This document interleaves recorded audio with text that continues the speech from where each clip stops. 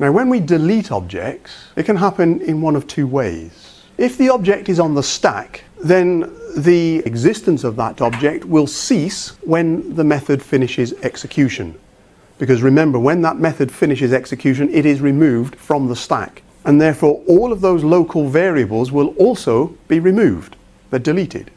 The second way in which an object can be deleted is when it's on the heap, we would call the delete operator. But that's an if. If we call delete, then the object will be removed from the heap. If we do not call delete for objects that are on the heap, then those objects will stay on the heap and they'll be using memory even if we no longer want to use those objects. And what we can do with our programs, if it's a fairly big program and we're creating objects and forgetting to delete them and just creating other objects and more and more and more objects, what we're essentially doing is just using up memory on the heap. And it will continue to use up memory until we run out of heap space. So what we should do is delete every object that we create on the heap. If we don't, then that's what's known as memory leakage. Let me show you how easy it is to delete an object. Having created the object on the heap using new, all we've got to do then is call delete and put the pointer name. If P is declared as a pointer to a person and make it equal to a new person, then all we've got to do is call delete P. But please watch out for this warning here. We cannot delete an object that has already been deleted. If you try to call delete twice for an object, what you will get is a runtime error that crashes your program. And so the rules are these.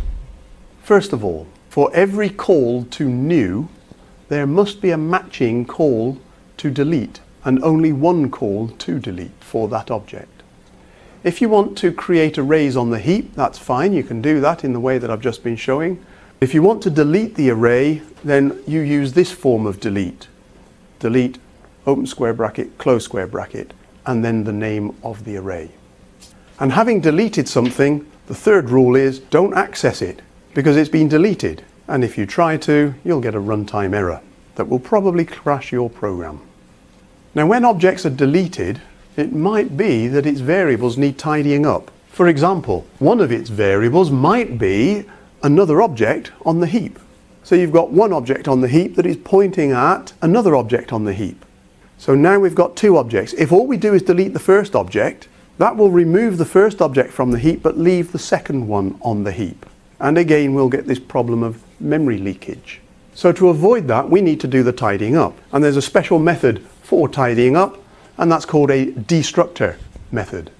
A destructor method looks very similar to a constructor method in terms of its declaration, except that the method name, which is the same as the class name, is prefixed with a tilde character. It also has no return type, not even void. So here's a brief example. Obviously only a partial example for the person class. We're assuming the same set of variables that were declared. Here's the constructor method, the default constructor providing default values for the two variables. And here's the destructor method. We know it's the destructor because of the tilde character in front of the method name. And then we would put code in here to tidy up those variables.